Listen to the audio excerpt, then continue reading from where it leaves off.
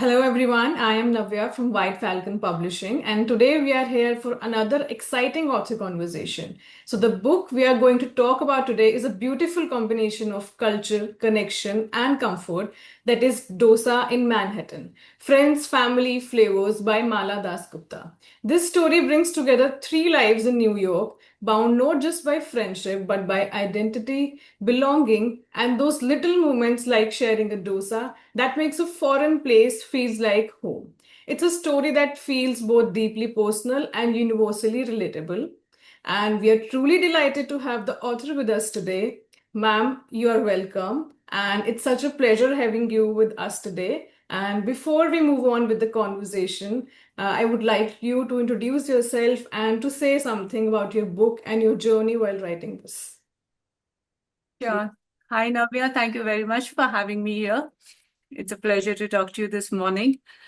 Dosa in Manhattan, my travels have taught me that, we are the Indians, we have been, we've been stereotyped into, like we're just in one corner of the world. We don't know much. Whereas the reality is that, the global Indian today, he or she is so much culturally evolved. And it's not even that you have to physically travel, but because of the content you consume and the from TV shows to movies to fashion to food, everything is here now. You've got Mexican, you've got Thai, you've got everything here. Yeah. So I think for me, it's always interesting to combine the two. Take a global Indian to the West, or bring a Westerner to India, like I've done with Nick Patane in Dosa and Manhattan. Yeah, So yeah. usually you have a lot of stories where you have Westerners coming to India for spiritual awakening and religious things and exploration of Buddhism and things like that. So I thought, why not change it and make it about food? Why not have an Italian American who's so obsessed with Indian food that he comes all the way to India? So that's how these ideas started coming, because I felt that stories need to be told of a different kind of an Indian, who's not sad. And India, it's like always, you talk about, snake charmers on the streets and elephants. That's not India, that's a part of India, Yeah, definitely. yeah, There is rural India, semi-rural India, but there's also an urban India, yeah. which is no less than Manhattan. Mumbai is no less than Manhattan. So even the other cities, we look at Delhi, Bombay, Yeah, to absolutely. some extent, even Calcutta. Calcutta and London, there's no difference. I've lived in London for about 2 years. There's not much difference, Okay. excepting bad weather in London. So that's what that is the purpose behind writing these stories. My first book, Mira and Dev, is actually part fiction and part memoir. I decided to write that. This thought came when I was living in London, and my eyes were open to so many things. When you go as a tourist, it's a different thing. It's a different experience. But when you Yes. actually go to live in the West, you realize that it's not that better. So so there's nothing really, given the life we have here in India today. I don't think it's worth giving it up to go live there. I mean, London is a beautiful destination when it comes to holidays. It's Yes. fantastic. It's unbeatable. But living there, so before I went to live there, I went to London about 2, 3 times and loved it. But when I went to live there, I realized that, why am I here? I could have had much better experience, be it food, be it weather, be it warmth, both weather and from people Okay. back home. So that's how this idea came about, stories which combine the two. There's no divide as such. We are all the same. So let's create some experiences which mostly fiction, because I don't know, any Italian American who's come to India on a food quest. But I thought it'll be fun to imagine these situations. Okay, that's such a lovely answer. I'm already excited for the upcoming questions. Okay, let's move on to the questions now. Okay, ma'am, so my first question from you is it's like every story has a starting point. Sometimes it's a thought, it's a movement, sometimes even it's a feeling. So, what inspired you to write Dosa in Manhattan? Was there a specific moment or experience? I think it's related to London only. I'm guessing it. Okay, let's hear your answer. Yeah, because we used to go to this restaurant called Sagar in Harrow, and used to see Britishers sitting there and eating dosa with such enthusiasm. And that's again goes back to my previous answer, where there's no divide as such. They were enjoying the same food, which to us is pretty common. You get it on the Yeah, street. yeah, They exactly. were coming to a restaurant, so that's why I thought I wanted to use something which is symbolic of a food experience which is beyond borders. So that's how the humble dosa made its way to the title. Okay. Okay, so another question. One of the strongest themes in the book is the idea of home, especially when you are far away from it, right? So, what does home mean to you personally, and how did that shape the narrative of this book? So this answer is going going back to the everything I've said until now, because to me home is where the best food is. So, for me, uh, it's that's why if you see in Dosa in Manhattan, there's a very strong bond between home and food. Food, yeah. So, yeah. So throughout the story, in fact, Dosa in Manhattan starts with food and it ends with food. It starts with Ela enjoying something, and that too, I've tried to maintain a balance. It doesn't always have to be Indian food. There are other nice things we've eaten on our travels. So it starts with something called flambe kuche, which Ila tastes in Colmar, which is part of France, and it's a pizza. Some say it's French, some say it's German. It's beautiful. So it starts with that, and it ends with a Indian dinner in Nick's house, which is in Manhattan, facing Central Park. So I love creating this contrast. So there's a Ila, it's a Bengali woman sitting in somewhere in France and eating a German pizza, and Yeah. then we have people in New York gathered in an um, Manhattan apartment enjoying biryani. I love these concepts, these visuals. I don't get to experience them, so I create them. That's good. Okay, so my other another question is about the characters that you are talking about in your book. So the characters feel very real, like the people we already know. So, like, are Ela, Vikram, and Nick inspired by real people or experiences from your own life? I don't know anybody who's like Ela or Vikram or Nick. Um, I have to thank my imagination for it, because these are, sometimes I too wonder how was I able to come up with all these, because they actually sound even to me. I tell my husband, they sound so real. He said they're fiction. I said, oh, Nick would have loved this, and Ela would have liked this, and Vikram would have thoroughly enjoyed this. And he also says that I was playing a song the other day, and it's mentioned in Dosa in Manhattan. He says, oh, I'm thinking of Nick. I told him he's not real. So it's imagination. It's I don't know anybody, but I wish I did. So I guess that's the benefit of being a fiction writer. This is fiction in its truest sense. I'm creating characters, creating adventures, creating lives, and they become so real to me. So when you are asking me this question, I myself am surprised to say that yes, I don't know anybody, nobody. Okay, but yeah, literature is all about, imagination, stories, Yeah, and scenarios. yeah, It's a free world. We can create the stories we want. So it's a really good absolutely, feeling. Yeah. Okay, so the absolutely. next question is about your favorite thing, that is food.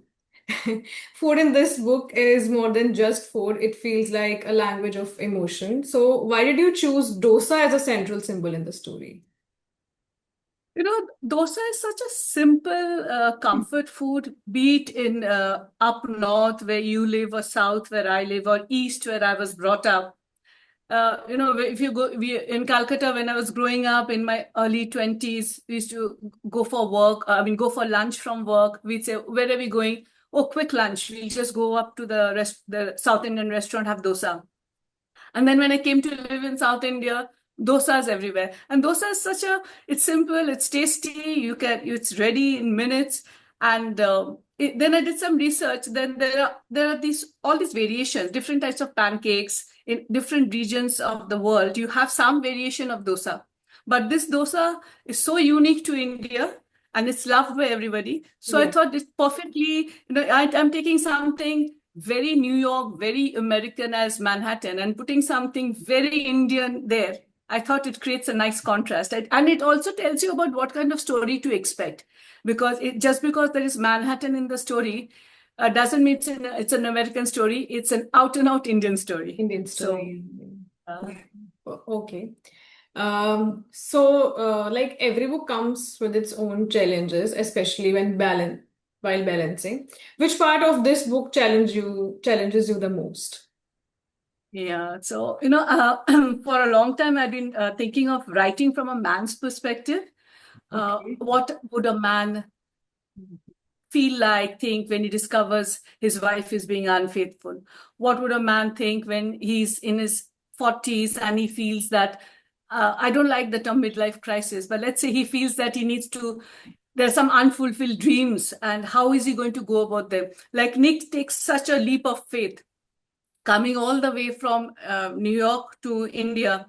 He didn't need to, because but when he talks to Vikram that, I want to do something about my passion for Indian food, then Vikram tells him, watching YouTube videos is not the same as actually walking into an Indian kitchen in India, not in New York. Yeah, So yeah. he does that. So how would a man think? Because I am a woman. I'm used to thinking about how a woman would deal with these situations. But what would a man do? So that's the challenge I Yeah, that would give be myself. challenging. Yeah. Yeah, yeah, because I don't have any brothers. I don't have Okay. any close male friends who has gone through these things. So everything that I've imagined, I've written about is something out of my imagination. I didn't have anybody whom I could talk to and ask, hey, when this happened to you, how did you feel? And then develop on that. I didn't have that. Plus, it would have been a little uncomfortable also asking a guy how you felt when your wife left you. So I did not have any research material. It's purely out of imagining how a person would feel. So there's a lot of stark moments, especially in Vikram's story, when his world is a nice family, parents, wife, kid, brother, but then suddenly everything comes tumbling down. So how would a man react in that? Is he going to lose his mind, or is he going to take a step back and look for a fresh start? So that's why I took him to New York for a fresh start, Okay. and then the story graduates from there. So it's more of like a men's story written by a woman. And I Exactly. think that it usually comes out better when a man writes something about a man and when a woman writes something about a man, because women are, I think, best at expressing things. So yeah, Absolutely. yeah, So that was the challenge. yeah, that was a challenge. But I guess you conquered it. So, Thank you. Yeah, so the it's reviews say so. The reviews, especially a lot of male readers I've seen those reviews on Amazon and Goodreads.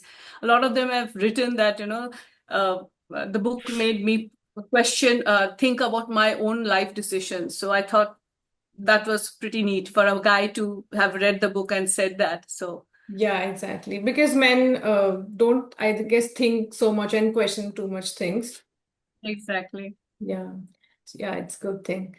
Okay. So like as an author, there's always that one part that stays closest to your heart. So is there a scene or a character in the book that you feel mostly connected to? Yes, that's Ethel, the American in Paris, whom Okay. Ela becomes friends with when she goes to Paris. Um, I love Ethel because she's an older character. She's about 70, but she's full of this youthfulness. Her flat, her clothes, her attitude, her sense of humor. I like the idea of aging gracefully because we grew up in a society. I mean, I'm talking about myself, where you're 40 and you're done. You'd only talk about diseases and how this everything is going downhill. So, Yeah, and yeah. I did not grow up in a very nurturing environment for people who are very uplifting and all. I grew up in a middle class Bengali home where everybody was depressed.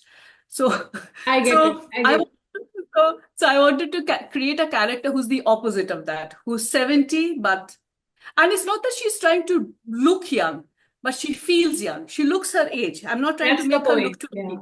Yeah. Yeah. So I've given her that youthful attitude, that zest for life, and looking forward to everything. Like, for instance, Ethel and Edward, they keep the Christmas tree and Christmas lights up long after Christmas is over. They said that who said that we should only feel good during only those few weeks? We want to dance with the lights on. We want to enjoy the tree. So I think these are small joys, and it's in your home. And there again, the concept of home comes. Your home is what you make of it. And you don't owe an explanation to anybody else. You want to have your Christmas tree up all year, you do that, if that makes you feel happy. So there again, you see how the concept of home again ties back to it. Yeah. Because so everything is about home.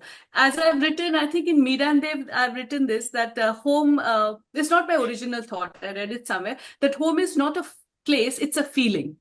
And I Yeah, it think, is. so Yeah, in every I also story feel of the same. mine, so that's the essence I want to capture. And through Ethel, I think I've tried to create a vision of how advanced years should look like. It should not be about, talking about all day, thinking about diseases and death and who's dead and who's in the hospital and all that. It should be about enjoying life and feeling youthful. Yeah, and I guess most of the women needs to hear this because it is so rooted in women that the moment they get aged, they stop romanticize their life and they are like now it's just responsibilities or their children's or their health issues and everything. So they just stop. They actually forget themselves. So it is very important for them to enjoy the life and you know just explore their individuality and just not lose. Absolutely. So it is a great idea, I guess. Okay, ma'am. So the next question is very interesting, I feel. I was also very curious to ask this from you. So it's like you have had such a diverse and fascinating professional journey. So how have your experiences from journalism to filmmaking to coaching shaped your storytelling style? Um, you know, uh, Throughout all these career journeys I've had, writing, filmmaking, coaching, everything in between, the one thing that has been constant apart from the actual work of uh, doing the writing or making the films was studying human behavior. And that is something which has shaped my writing style. And another thing is, when I say studying human behavior, I study both the good and the bad. But when you read my books, the two books I've published and the ones which are on the way, you'll never find anything too dark in my books, because I think there's enough of darkness around, be it in people, be it in global situations. We don't need more of that. And I myself, I can never do dark, because it's not that I do not acknowledge the presence of the dark and disturbed, but I think, I want to give stories to my readers that they should feel good after reading the story. That doesn't mean my stories are not real. You have betrayal, you have loss, you have heartbreak, you have big life changes. But at the end of it, I want you to put down the book, whichever book I have written or I will write. I want you to put out down the book and have a smile on your face. Even if the book has taken the characters through a lot of upheavals, Yeah. I want everything. Again, it's not about being in a Pollyanna state that, no, no, everything is good. But what I feel is, despite everything that's not good around you, you still have that choice to make. You can choose to be happy. Yeah. Every day, people will try to bring you down. That's their Of course. full-time job. Absolutely. Especially in this age of the internet, that people can just come up and there's so much hate online, but you really don't need to immerse yourself in that. You can just you have control over your emotions, your mind. You choose to have a good day.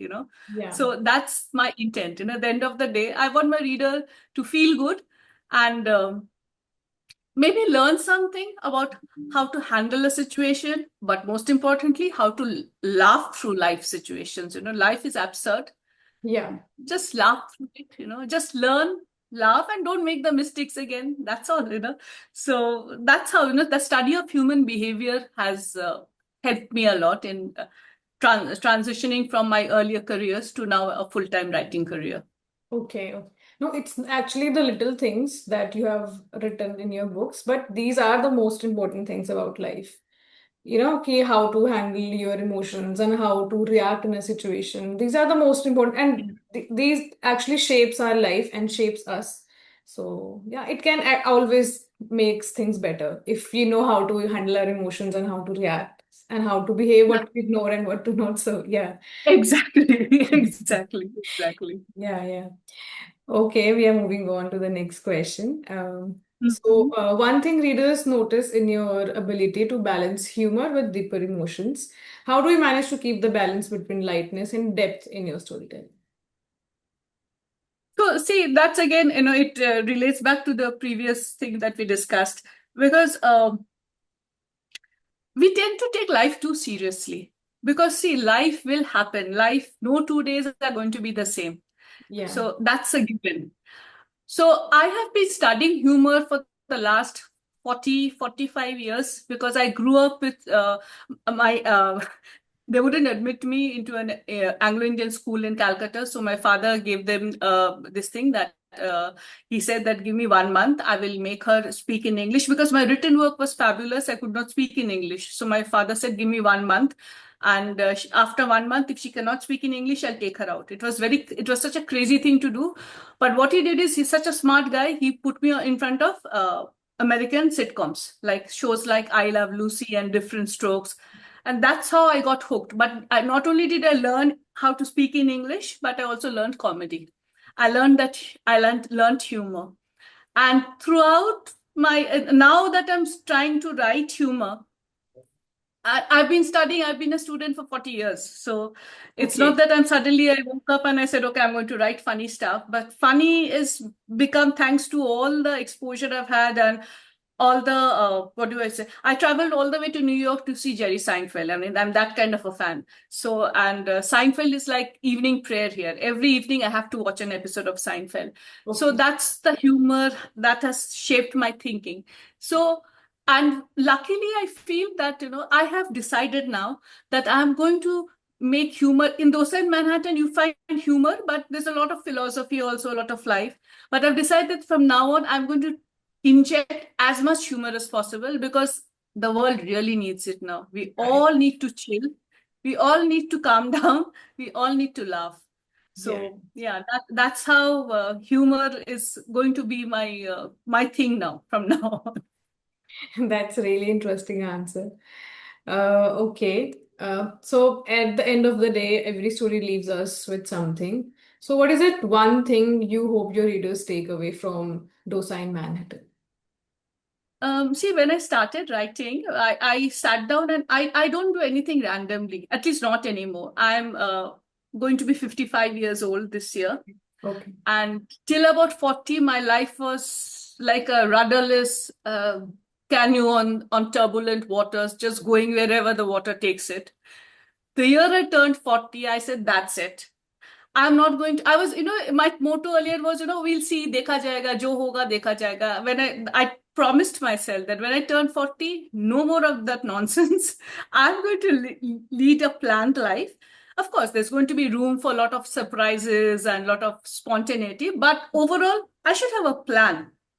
And that's when I decided. So when I'm going to write, so everything I do with proper planning, proper objective. But and most important, I ask myself, why am I doing it? And if the answer does not satisfy me, I do not do.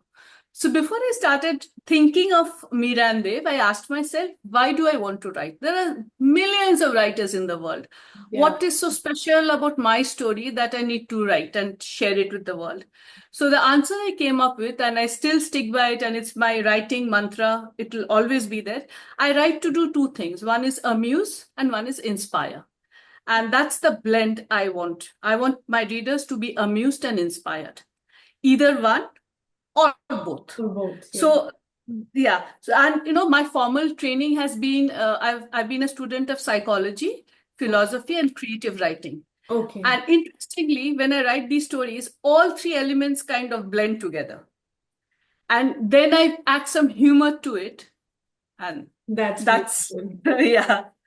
That's the one thing I hope my readers take away from every book, Dosa in Manhattan and whatever comes in the future. Actually, I'm also a literature student, so I can totally relate to the, thoughts and emotions that you have felt while writing, and the way you want your readers to take it from your book, the way you want them to be inspired by this. So I can completely relate to it. Thank you. Okay. Yeah. Okay, so we are moving to the last question. Your readers would definitely be curious about what's coming next. So, can you give us a little glimpse into what you are working on next? Yeah, I'm working on possibly a sequel to Dosa in Manhattan. Okay, that's Let's interesting. take Nick back to America. And now that I don't want to reveal the surprise, now that you know who is with him, so let's see what they do. So that's one thing. And I'm also working on a short story collection, Okay, couple of them actually. So and of different genres. okay, So to keep things interesting. Um, Different kinds of situations, different people, different locations. My next book, which will be out soon, it's a collection of travel stories, short stories, okay, and it's supposed to be 80% humor. So okay. That's yeah, so really that's something. Yeah, if you exciting. really need, and they're short stories, you can just pick up, read one book, one story, and be done with it. So it's got a very, very unique concept. I don't want to reveal it now until, White Falcon is publishing it. So yeah, it's a very, very different concept. And it's a very unique concept. And I haven't seen any book of that genre yet in the market. So I'm very excited about it. I'm very excited about So working are with we, you. yeah. So yeah, Yeah, we are also excited and we are definitely looking forward to it.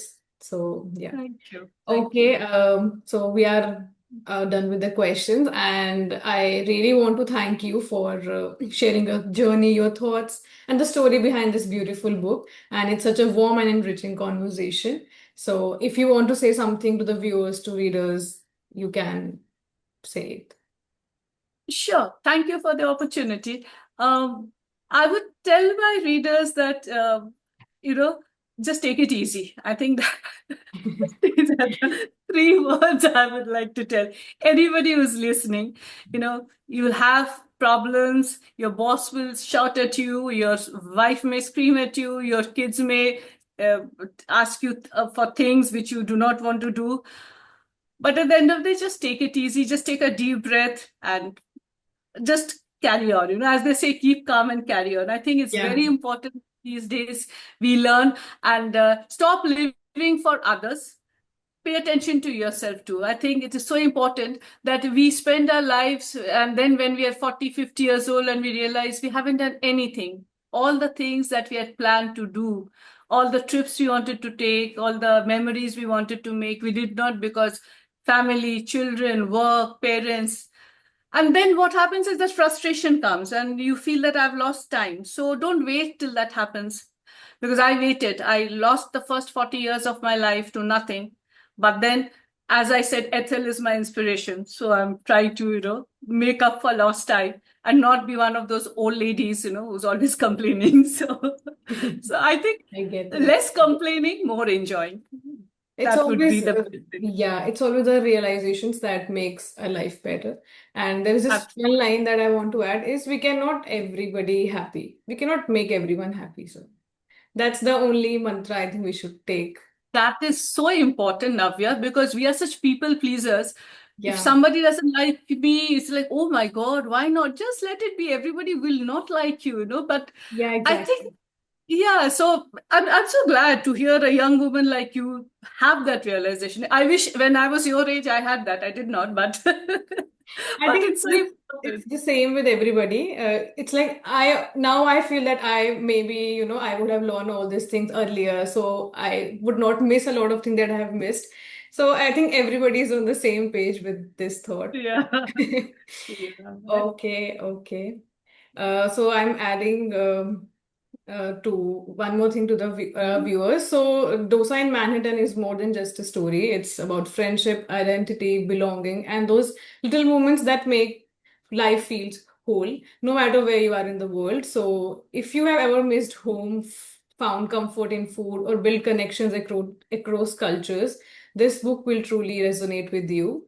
And once you have read it, don't forget to share your thoughts, review it, and talk about it because stories like these deserve to be felt and shared. And this book is available on Amazon, Flipkart, and WFP stores. So, to the viewers, thank you for joining us, and we will see you in the next author conversation. Till then, take care. And, ma'am, thank you so much again for joining us, for taking out your time, and for this beautiful, beautiful conversation. I loved it. Thank you so much. Thank you. Thanks, Navya. Thanks, readers. Thank you. See you Thank in the next one. Yeah, Bye. sure, soon. Okay.